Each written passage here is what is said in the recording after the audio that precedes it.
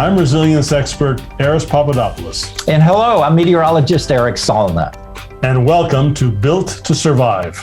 This is a 30-minute program that's brought to you by the Resilience News Network, a network dedicated to educating you, the consumer, on making your home more resilient. So our program discusses the latest extreme weather and hazard events that trigger disasters around the world. And examines why homes, buildings, and communities fail to survive. We go behind the scenes to understand the root cause of vulnerability and extract lessons on how you can survive. So that's the core of what we want to talk about on this program, but we thought we'd give you a little more insight as to, why we're here and the content that we're going to be talking about. So let's start with that first, Eris, then. Why are we doing this program? Very good question, Eric. Well, tens of thousands of homes are destroyed every year. And this show is not about pack up and evacuate. It's not about board the windows and sandbag the doors, nor is it about the government taking care of everything. So, which you'll hear a lot in other kinds of programs. So what is the show exactly about then? It's really about you, the consumer. So you don't end up with a house that blows away, floods up, burns down, or tears apart from causes we already knew existed in your area.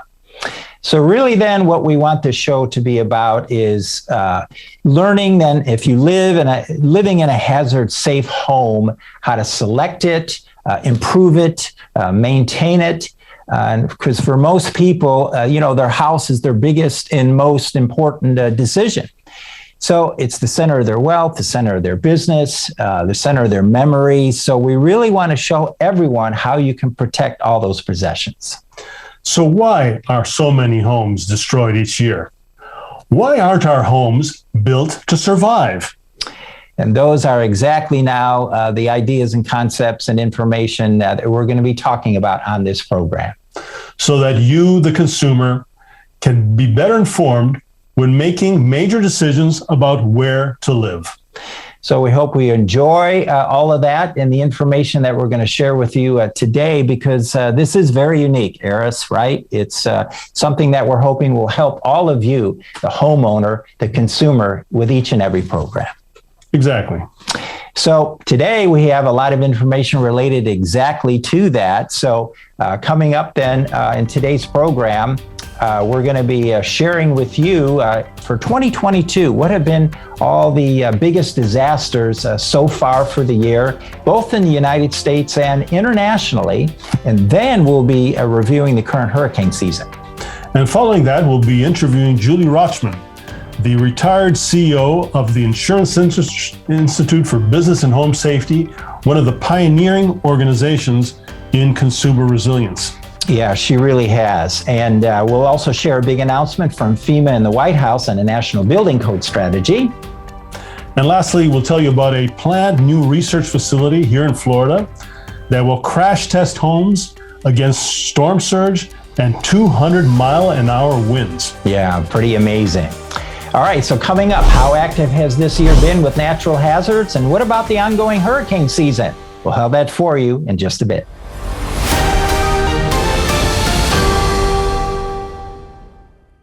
Welcome back to Built to Survive. Eric, there's been no slowdown in hazards this year. Let's start with U.S. wildfires. 2 million acres have already burned, which makes it triple the 2021 acreage and the second highest year on record so far since 2018. We've had fires in Texas, California, North Carolina, and just recently Yosemite, after the flooding, has caught on fire. And thousands of homes have been destroyed. We don't actually even know how many homes that is. Yeah, it's really been sad there. And switching to the hurricane season, we have Tropical Storm Alex early in June, dropping over 15 inches of rain in southeast Florida. And then we had Bonnie, which became a Category 3 storm in the Pacific. Tornadoes in the U.S. There's no tornado season. We've had tornadoes from the beginning of January. So far this year, we've had around 750 tornadoes, some of which were EF3s and 4s, every month of the year. 20 fatalities and hundreds of homes having been destroyed. And then we leave the United States, we go to Australia, where they had, unfortunately, catastrophic floods in the southeast part of the country early in July at over 20 inches of rain, and that displaced 85,000 people, creating $4 billion in damages, and 250,000 properties filed insurance claims. There's been quite a bit of hurricane activity in the Central America region. Mexico faced Hurricane Agatha in May. Pacific Cat 2 hurricane, whose remnants really became the tropical storm Alex that affected Florida. And they've had Blast, which was a Category 1, Celis, another tropical storm, and finally Darby, which became a Category 2 or 3 and is headed toward Hawaii. Mm-hmm. Absolutely. So now we're going to focus a little bit more on this hurricane season for 2022. It's been mostly in the Pacific and the lower Caribbean, but Tropical Storm Agatha that you mentioned, Eris and Colin, impacted Florida and South Carolina. So last year, by Independence Day, we were already into Elsa. Daniel would be next on our list. But the 2020 hurricane season is actually running ahead of the averages.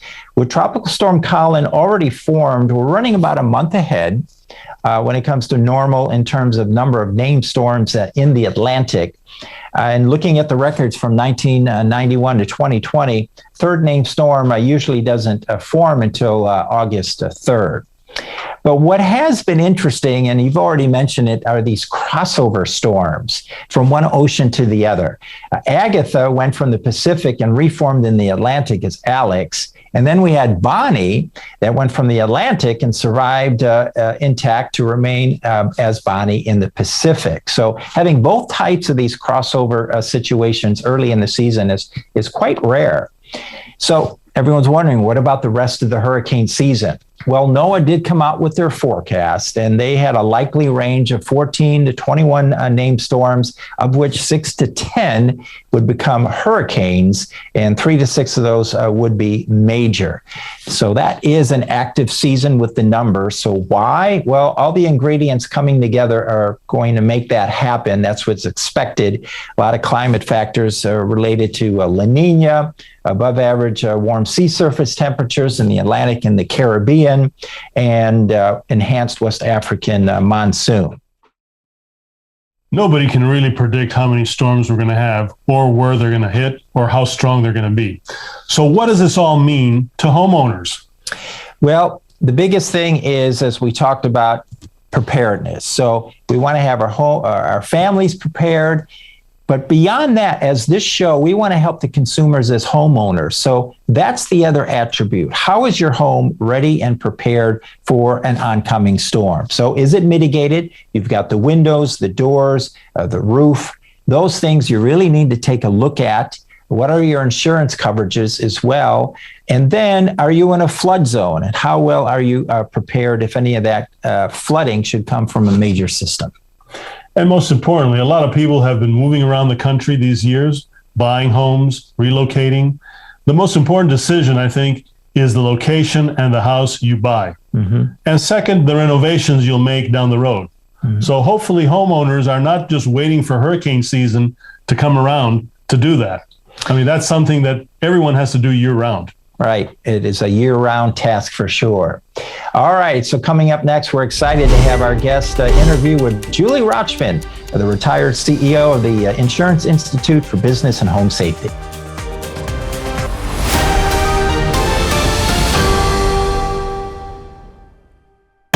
Well, today on Built to Survive, we're pleased to have Julie Rochman, the retired CEO of the Insurance Institute for Business and Home Safety and present chair of the nonprofit resilience advocate Smart Home America. Julie, welcome to our show. Let's start with a broad question on the U.S. built environment. Why are houses in this country so vulnerable to hazards? Hazards that we've known for many, many years. That's a really great question, Eris, and I wish I had a better answer. I just think that we've sort of ignored houses in favor of making infrastructure and commercial structures more resilient first. And it sort of made sense, I think, at the time when policymakers said, hey, let's focus on those things that are going to have the biggest impact on a community. and that could serve as potential shelters.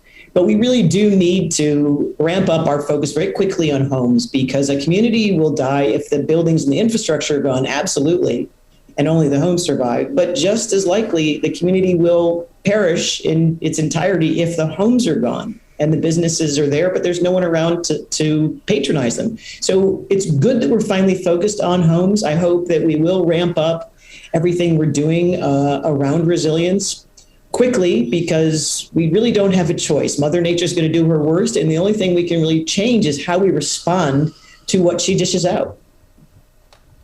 And Julie, you were the CEO of the Insurance Institute for Business and Home Safety Research for more than a decade.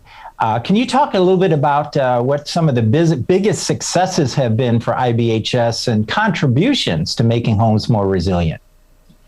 Well, I think probably the biggest thing, literally the biggest thing that IBHS has contributed is the Research Center in South Carolina. It's the only facility in the world where you can take a full-size 2,000 square foot, 2-story home or a commercial structure at full scale and put it into an environment where you can repeatedly replicate very specific wind and water, hail events. With FIU's Wall of Wind and other facilities, I think IBHS is helping to greatly advance building science in ways that can then push that science out into actionable steps for commercial business owners, commercial property owners, and for homeowners. I think getting a seat at the right tables is very important, and IBHS has been able to do that around building codes and to meet and bring into the fold members of the building industry, whether they are manufacturers of materials or systems or actually builders or designers. And I think probably the best thing that's happened is as the science is coming out of the lab, it's being translated into actionable real world things that individuals can do, relatively inexpensive things, relatively simple things that you can do to improve the resilience of your home or your business. And making things simple, making them relatively inexpensive is critical to having those pieces of research land in places in a meaningful way. I've been to the test center of IBHS, and seeing is believing. When you see that house built to current code being blown away, I mean, it really impacts you. Julie, the insurance industry made great strides in automobile safety from the early 1970s, raising consumer awareness nationwide. I still recall the TV shows with the dummies crashing into walls, and that impacted millions. You were involved in the highway safety and auto safety at that time. Why has the insurance industry so far been slow in publicly communicating home resilience? Another great question. I will say that it did take, at the Insurance Institute for Highway Safety, where I worked for several years and then served on their board for several more years, it did take about a decade or more for the science to find its way into popular media and to consumers. Because first, as you know well, being associated with FIU, which has its own scientific facility, before you can actually push findings out the door, you need to establish that your science is credible. And that takes a few years. And then you need to invite in the people whose products and systems you're testing so you can show through complete transparency just how valid the test results are. Because if you create some good science and push it out the door, nobody can poke holes in it, it will resonate. But if you push bad science out the door and people find fault with the underlying research, then you've lost all credibility. So I think the insurance industry started our lab, the IBHS lab in 2010. We really started testing. And at about that same 10-year mark, you started to see ratings of asphalt shingles, and you started to see the results of IBHS's credible research find its way into building codes. So I think we're sort of just past the beginning part of the real push to publicly communicate the findings and make a difference based on ratings and other things that consumers can understand. I agree it takes a long time, but as we saw in the auto safety efforts, it's certainly worth it. We've greatly improved not only the automobiles, but the environment around those automobiles, and I hope we'll be able to do the same on the building science side. And Julie, you now chair the Regional Resilience Advocate, Smart Home America. Can you talk about their successes and how their work could be accelerated? Smart Home is a really interesting organization. They started out only in Alabama, and now I think we're in 13 states.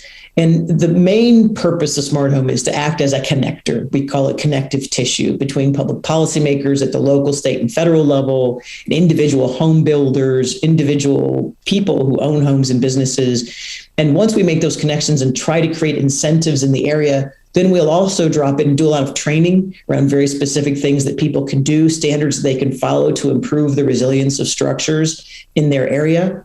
I think if we had one thing that would accelerate our progress, it would be to have a larger budget, frankly, because it's a small organization and we need boots on the grounds in lots of places. As you guys know very well, a conversation around resilience is difficult.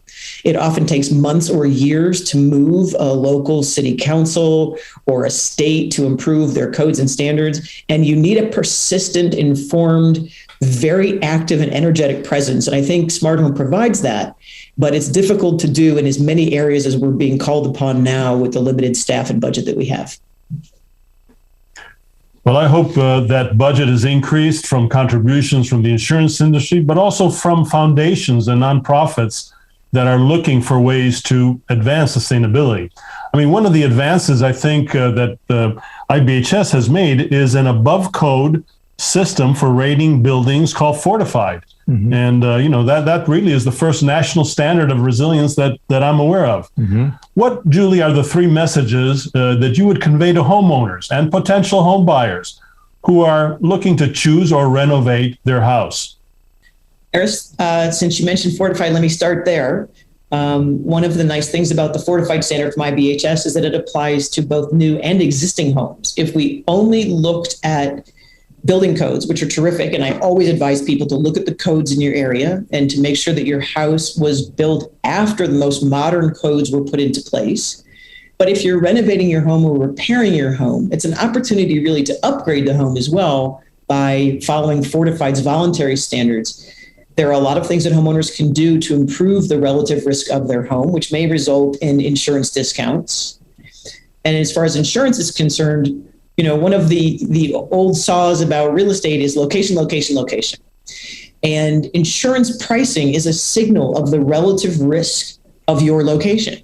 So when you're shopping for insurance, if rates are really high and the codes are really old, the A plus B equation there is your house is pretty vulnerable.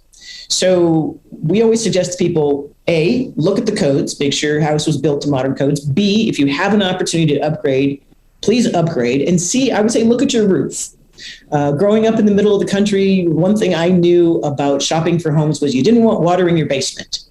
Well, what we don't spend enough time talking about with people is that most roofs in this country are still held on by little more than gravity. So whether you live in the middle of the country or near the coast, you want to make sure that that roof is tied down to the top of the walls, which again, if you're looking at a new house, that can come up during the inspection. If you already own a home and it's time to re-roof, that's something you can fix then really relatively inexpensive. It may be less than a few $100s or $1,000 at most to really make sure that that roof is tied down to the walls in a way that the roof will stay on. And that's your first line of defense against most natural hazards. So again, location, codes, relative risk, insurance prices, fortified options, and your roof. Those would be, I guess that's 5 messages instead of 3, but they kind of play off of each other. Wow, Julie, all this information, just fantastic. We can't thank you enough for your time today and support and all the information you shared. Well, thank you both very much. The work you guys are doing is incredibly important, and I wish you every success going forward. All right, appreciate it very much. Well, coming up next now on our show, we're going to share a big announcement that FEMA and the White House had regarding a national building code strategy.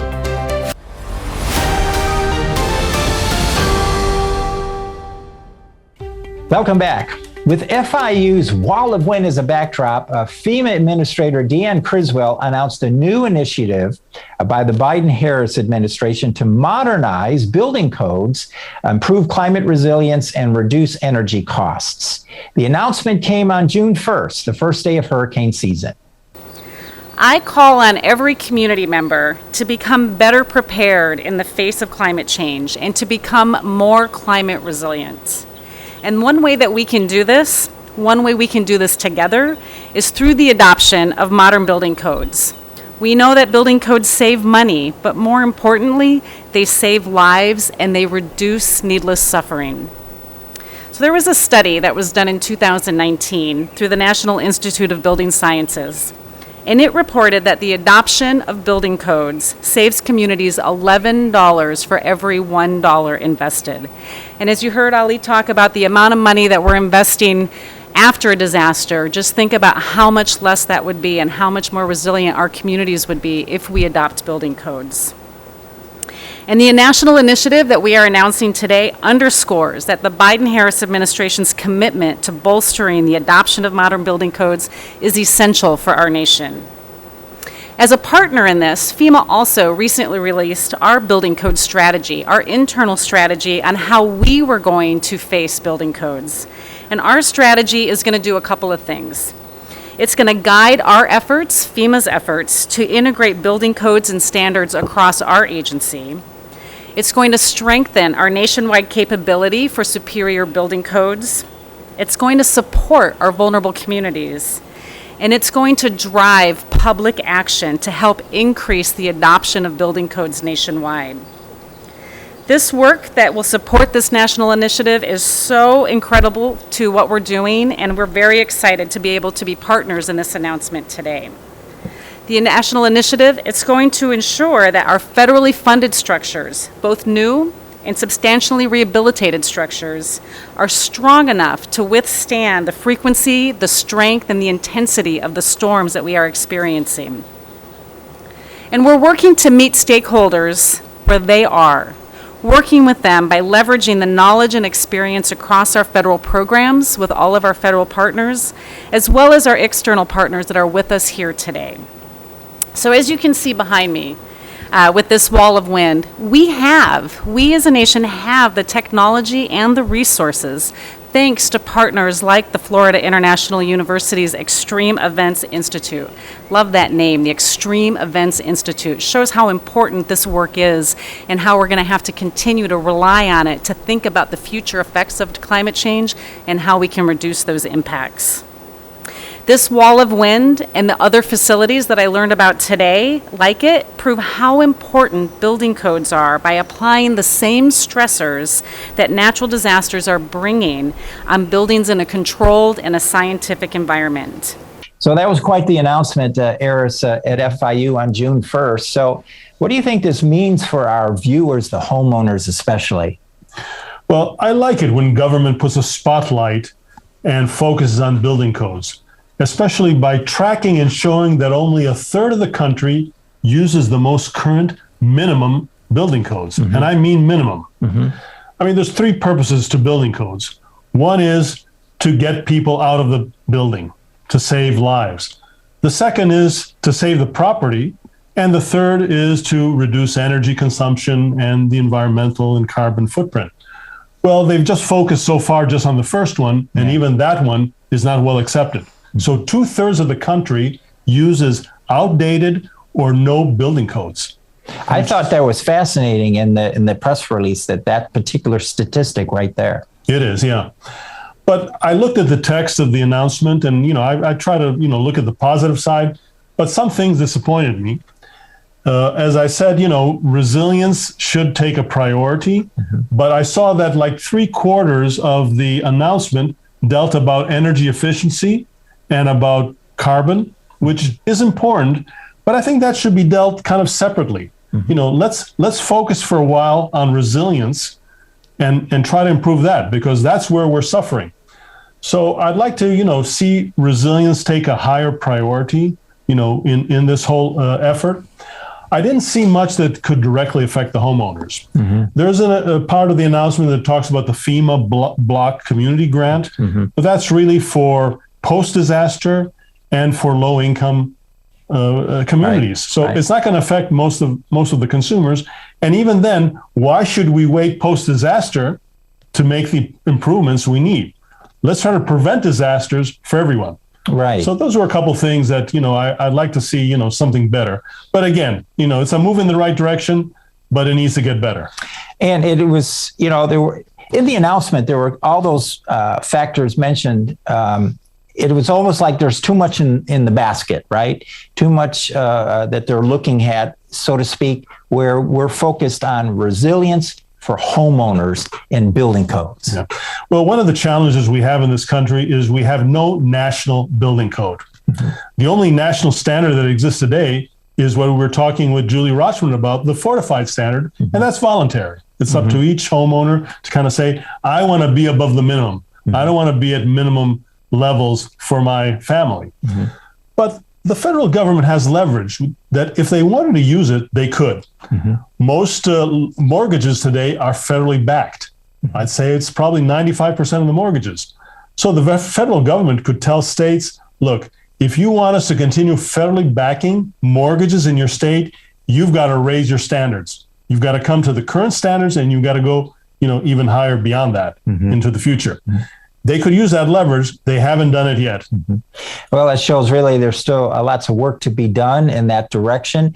But I think, as you mentioned too, the good news is at least the announcement, it was good that FEMA, the White House, they're at least thinking, and resilience was part of that announcement. And at least we're headed in the right direction. And they support research in that direction. And I think the announcement at FIU, at the Wall of Wind, with the prospect of the newer facility going to even higher levels of wind and accounting for storm surge, will provide direct evidence to everyone that we need to change. We need to do things better. And we're not there yet. Right. And using the current FIU Wall of Wind was, a great connection to the research part of this equation, right? And now I think with them kind of connected with the research and knowing what we're doing now, is a great move forward, right, for the administration.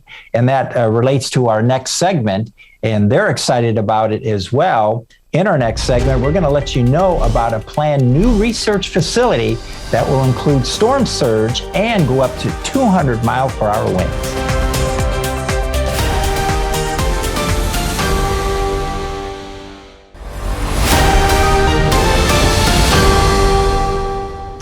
Well, welcome back. The Wall of Wind at Florida International University is a National Science Foundation research facility that can replicate Category 5 hurricane conditions. But now they have announced a new vision, a new facility that will include storm surge and wind speeds up to 200 miles per hour. Dr. Ioannis Zisis is one of the Wall of Wind researchers, and he was recently interviewed by the Weather Channel. And here is that report. Florida International University is amping up the wow factor in their Wall of Wind. The state-of-the-art hurricane simulator is already capable of generating Category 5 wind speeds up to 157 miles per hour. But as we begin to see stronger hurricanes, Dorian was an example, wind speeds topping out 185 miles per hour, the system is in need of an upgrade. Well, the university was recently awarded a nearly $13 million grant that will allow them to build a brand new facility that will generate stronger wind speeds and even simulate storm surge as well. So here to tell us more about it is Associate Professor of Civil and Environmental Engineering at FIU, Dr. Ioannis Zisis. Dr. Zisis, thanks so much for joining us today. And I guess let's start out by telling us what you hope to learn by this new facility with these stronger wind potential. Thank you for the opportunity. It is an exciting program. We try to simulate stronger winds, as you mentioned, but I think the most unique aspect is we try for the very first time to design a facility that will combine wind and coastal hazards. So the water component is included, or we hope that will be included in this facility. Yeah, Doctor, I wanted to talk a little bit more about that angle because we've seen so many times that water does so much of the damage and causing the fatalities. So how will the facility work? I mean, how big of an area of water do you envision? And is this going to be a bigger wall of wind, the whole facility taking up a larger footprint than the one you currently have?